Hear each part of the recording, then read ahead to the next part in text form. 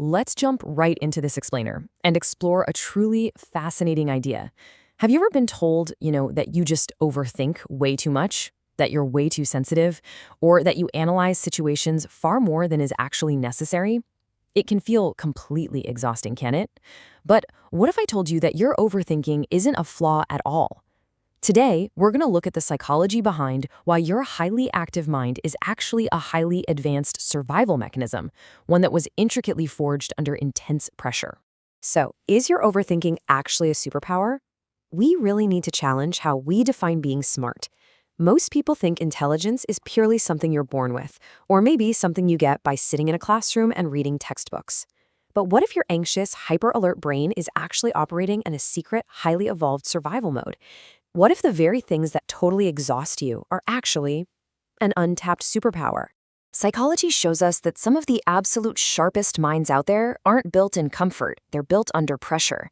When a brain has to adapt just to survive unpredictable or emotionally intense environments, like growing up in a chaotic household, or even navigating a highly volatile, high-stakes industry for years, it develops what is known as traumatic intelligence. This is a rare, highly tuned form of awareness. It means you've developed faster pattern detection and incredible people-reading skills simply because you had to. It's an intelligence shaped entirely by raw experience. And today, we're going to walk through the 5 key signs that you might possess this unique mindset. Section 1. The external scanners, sensing and mental forecasting. All right, this brings us to sign number 1, the mood sensor. Have you ever walked into a room and instantly known that the vibe was off, long before anyone else even noticed? If you have traumatic intelligence, you sense mood shifts instantly. You pick up on the absolute slightest change in someone's tone of voice, a tiny drop in their energy, or a micro shift in their body language. You notice it immediately, even when literally everyone else in the room thinks everything is perfectly fine. It's almost like you have a built-in sixth sense for the emotional weather around you. And this brilliantly illustrates what psychology links to heightened pattern detection. Your brain developed this in unpredictable environments. Because your younger mind had to learn to scan for danger signals early on, you just don't have the luxury of waiting for the obvious signs of trouble. You notice the sudden, unexplainable silence in a conversation, or that slightly forced smile that doesn't quite reach someone's eyes. Your brain is hardwired to catch those subtle, tangible signs early to protect you well before a situation escalates. Which leads us to sign number 2, the mental forecaster. Before you make a single decision, whether it's hitting send on an email or deciding exactly what to say in a meeting, your mind naturally runs a continuous mental simulation of every possible outcome. You map out the absolute best case scenario, the absolute worst case scenario, and a dozen variations in between, usually all before you've even had your morning coffee. Psychologists call this rapid progression predictive processing. It happens in 3 lightning-fast steps. First, you detect a shift in your environment. Second, your brain runs a mental simulation at lightning speed. Third, you prepare yourself for the worst case. This isn't just you being a pessimist. It is a profound protective mechanism designed to prevent emotional shock. Your brain is calculating odds so you are never, ever caught off guard. It all boils down to one constant, humming question in the background of your mind. What if this goes wrong? Now, this isn't needless overthinking. You're actively mental forecasting to protect yourself. It's really just your brain's way of building a safety net out of pure thought. Section 2. The internal toll, the relaxation paradox. This is sign number 3, the relaxation paradox. You probably find that you struggle to fully relax, even when you're in completely calm and safe environments. Even when you're supposed to be resting, say sitting on the couch on a lazy Sunday afternoon, a part of your mind just stays on high alert. Your body might be physically totally still, but your brain is still processing at highway speeds, maintaining this humming background awareness that never truly powers down. To understand why, let's contrast a typical resting state with your reality of constant vigilance. You see, a normal nervous system ramps up when there's danger, and then it powers down when it's safe. But your nervous system, it has adapted to constant vigilance.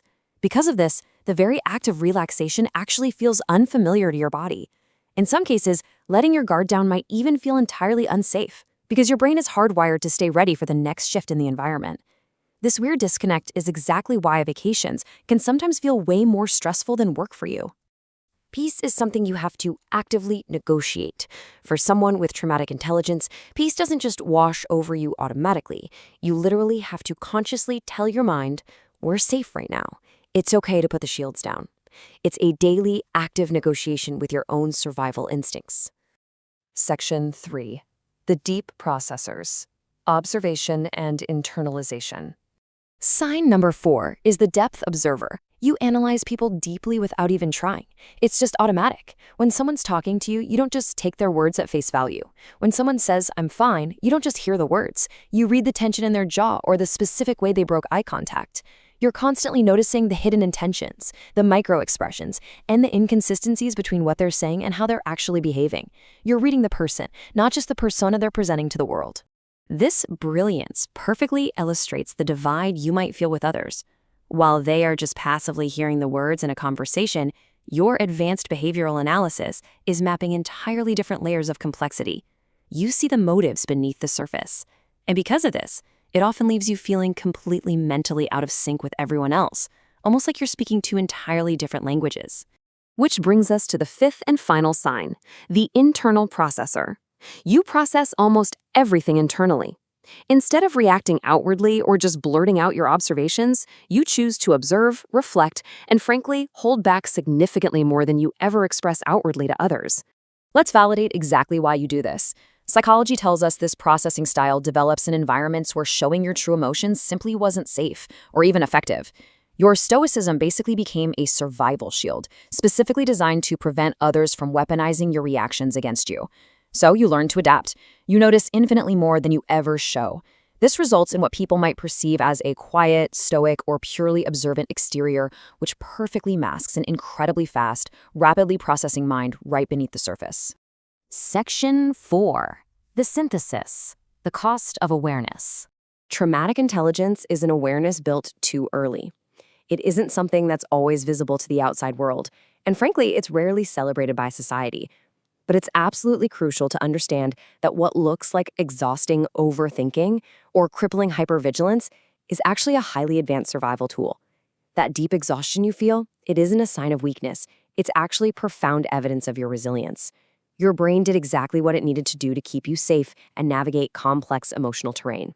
So I want to leave you with this powerful question. Do you view this intense awareness as your secret strength, or does it come with far too high a cost?